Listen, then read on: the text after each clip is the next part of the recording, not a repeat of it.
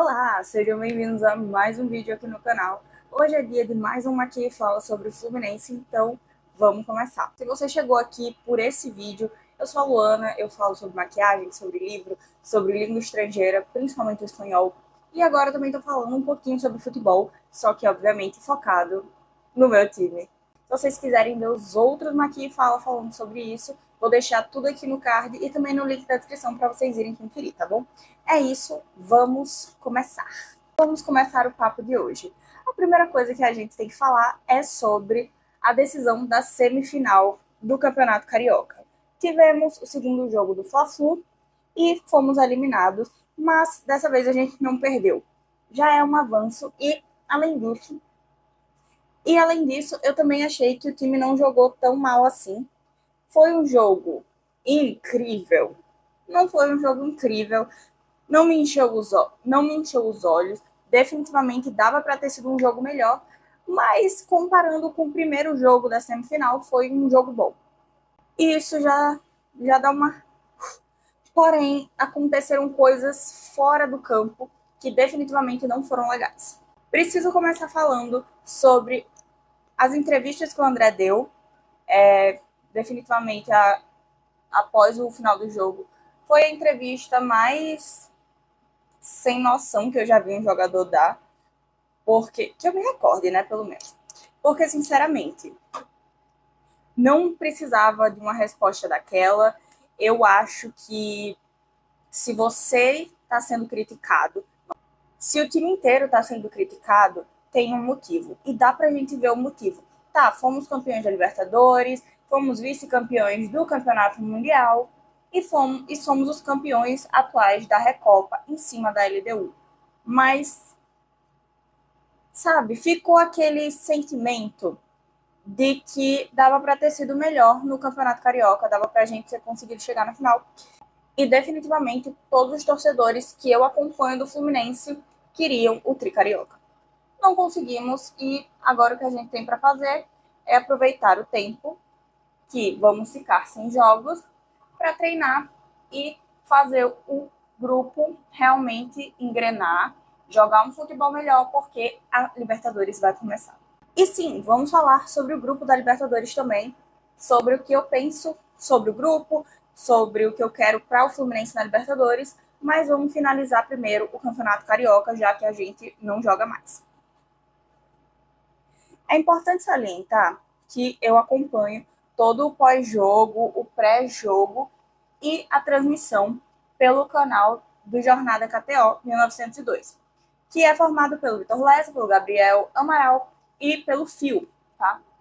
Então, assim, a maior parte das coisas que eu vejo do Fluminense vem deles, mas eu também acompanho outros canais. Porém, eu não posso negar que o canal do Jornada e dos jornalistas dele são os meus favoritos. E definitivamente a entrevista com o Fernando Diniz me incomodou demais, tá? Porque é uma coisa que não tem sentido algum e porque não fazia sentido falar sobre aquilo daquela forma numa coletiva. Essa é a minha opinião. Eu, sinceramente, gosto muito do Diniz, não quero que ele seja demitido, quero que o trabalho continue, porque eu gosto do estilo de jogo dele, eu gosto de como ele faz as coisas, porém, em muitos momentos, ele tá passando do ponto, e para mim isso não é legal, não tô gostando dessas atitudes dele, que não estão acontecendo só nesse ano, nesse início de ano, aconteceram no ano passado também, mas vamos seguindo, né? Tipo, não é como se eu pudesse reclamar realmente disso, mas é algo que me incomoda. A forma como o Diniz lida com jornalistas nas entrevistas pós-jogo, porque eu não sinto necessidade das coisas que ele faz. Eu acho que as coisas poderiam ser feitas de forma diferente e que se ele tem um problema com algum dos jornalistas, que ele poderia resolver isso em particular com o jornalista ou os jornalistas, tá? Porém, mais uma vez, não tenho nada a ver com isso. Só estou explanando minha opinião com relação a isso, porque realmente é muito incômodo você assistir um pós-jogo, uma entrevista coletiva com o técnico do seu time querendo entender o que ele acha que o time errou, o que é que ele pretende melhorar e coisas do tipo, e não ouvir isso, ouvir coisas que não cabem, tá? Mas, fora isso, eu achei que o time deu uma certa melhorada.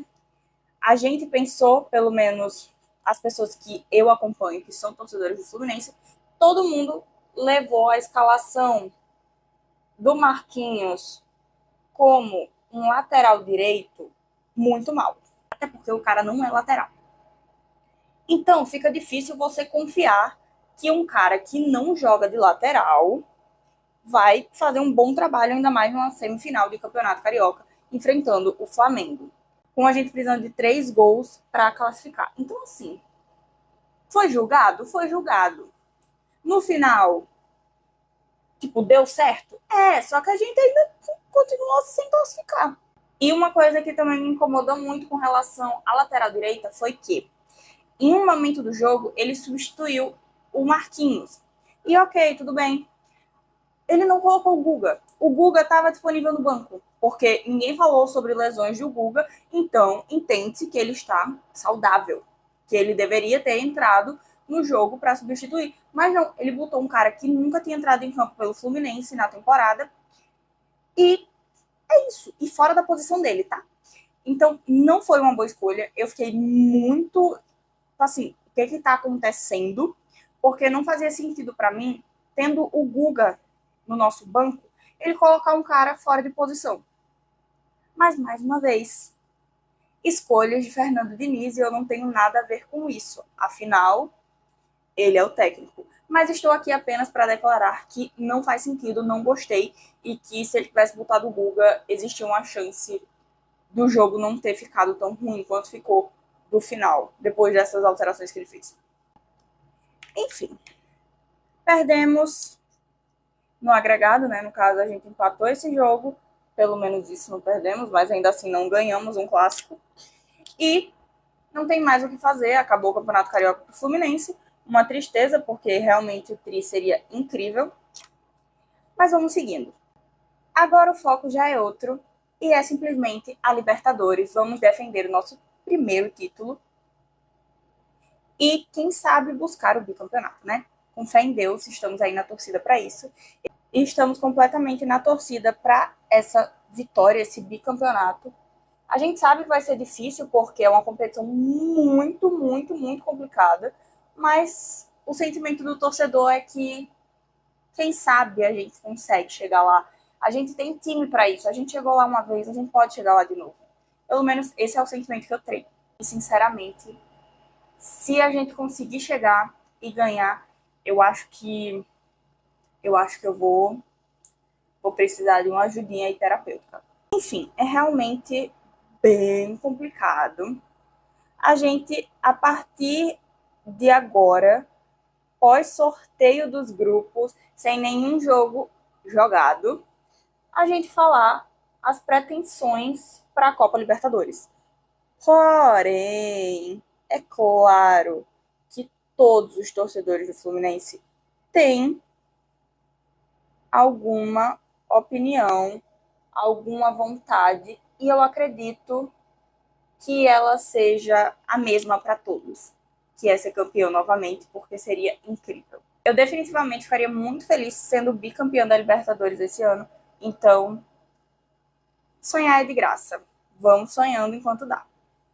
E quem sabe a gente não chega no final do ano realizando esse sonho lá em Buenos Aires.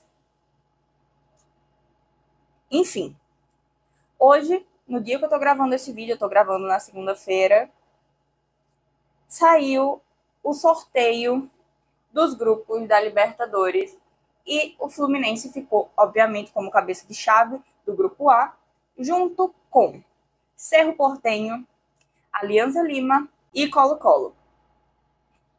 São times muito complicados? Não. São times extremamente fáceis? Também não, até porque o futebol não tem isso. Às vezes, você não tá num dia bom e o outro time só ganha de você.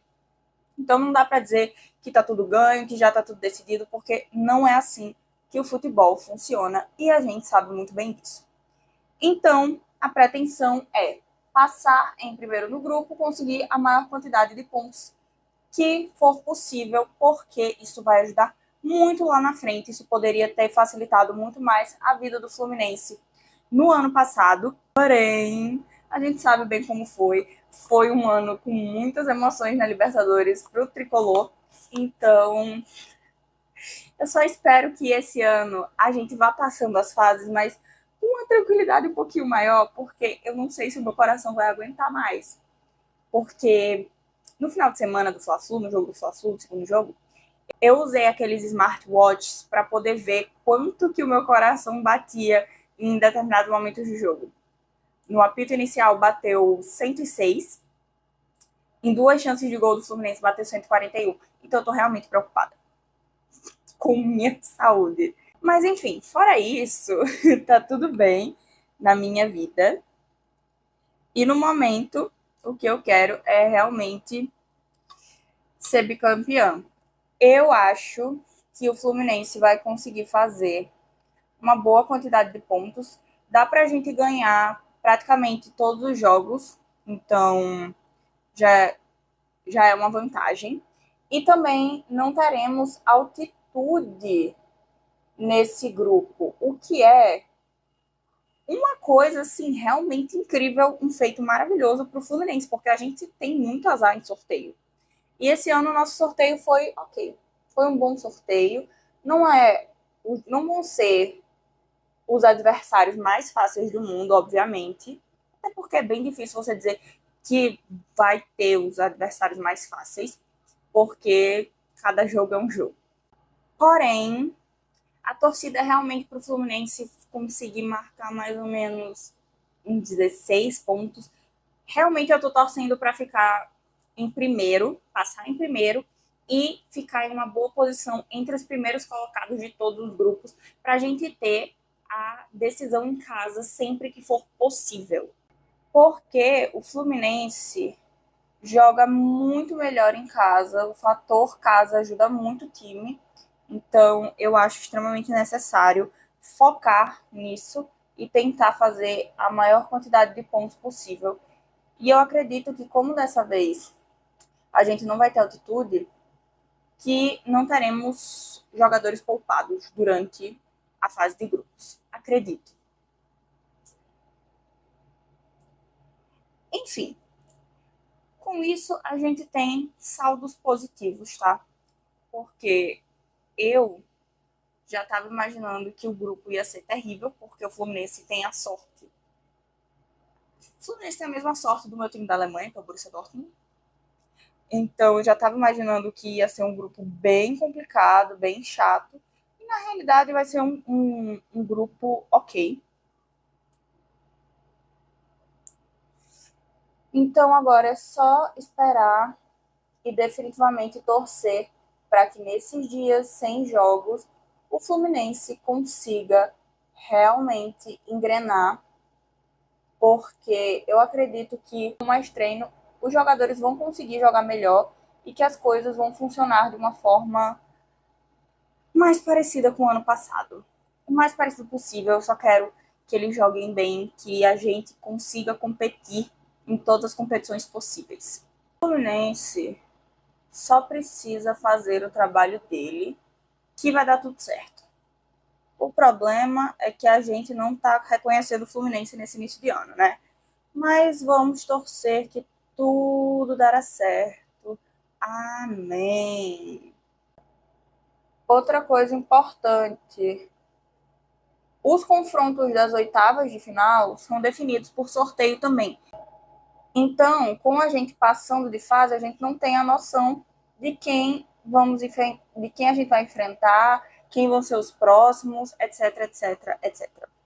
A Libertadores é uma competição muito difícil, a gente já sabe disso, mas a gente ganhou uma vez no ano passado e definitivamente o torcedor do Fluminense não vai ficar contente com só uma Libertadores, tá? A gente quer mais e vamos continuar querendo mais até a gente ter mais. O saldo desse final de semana, início de semana, é que não classificamos no Carioca, mas pelo menos jogamos um pouco melhor do que a gente vinha jogando antes e pegamos um grupo ok na Libertadores. O que não quer dizer que tá tudo resolvido. A gente também tem que torcer para os jogadores conseguirem engrenar e jogarem o melhor futebol possível para que tudo dê certo, porque definitivamente, agora que o torcedor tem o gostinho de ganhar uma Libertadores, a gente quer mais. E a gente quer muito mais.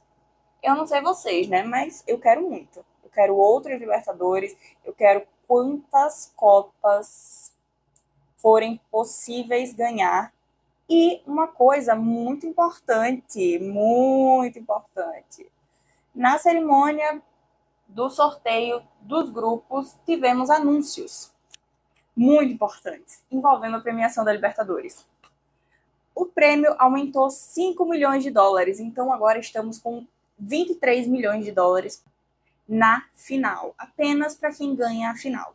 Fora os valores que você ganha por ir avançando de fase e que você ganha por vitória na fase de grupos. Isso também aumentou, passou de 300 mil para 330 mil, se não me engano, em dólar, tá? Focando que é em dólar. Então, essas premiações vão ajudar muito o Fluminense, porque a gente tem dívida e precisamos de dinheiro para pagar essas dívidas. E definitivamente a gente precisa pagar essas dívidas. Enfim, a gente vai ter muito dinheiro em jogo e muita coisa para acontecer, não só na Libertadores, mas também nas outras competições aqui do Brasil. O primeiro jogo da fase de grupos da Libertadores do Fluminense vai ser contra o Alianza Lima, lá no Peru. E a data ainda não foi confirmada, mas está para ser entre o dia 2 e o dia 4 de abril. Então já se prepara e prepara o seu coração para ver o Fluminense na Libertadores de novo. E dessa vez, defendendo o título de campeão da América pela primeira vez. É tão gostoso falar isso, lembrar de quando a gente foi campeão. E definitivamente parece que foi ontem. Toda vez que eu vejo algo relacionado à conquista da Libertadores, eu fico extremamente emocionada. Então, lembrar disso assim, falando, é só cada vez mais delicioso e incrível. Então, é isso. Só posso desejar as melhores coisas para o Fluminense nessa Libertadores, porque eu definitivamente quero outra taça.